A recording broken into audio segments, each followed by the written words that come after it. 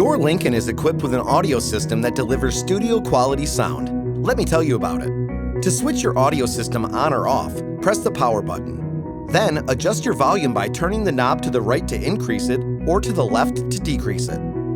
You can tune your stations by turning the tuning knob to the right or left until you reach a station you want, or by pressing and releasing the right side of the seek button to seek forward, or the left side of the button to seek reverse.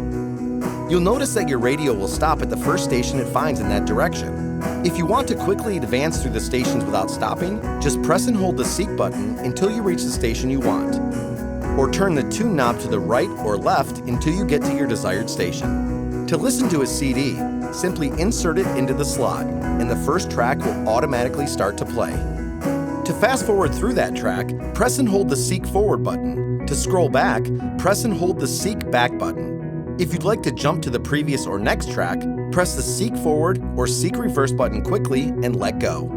When you're ready to eject the CD, just press and hold the Eject button. We hope we've answered your questions. For more information, please visit owner.lincoln.com.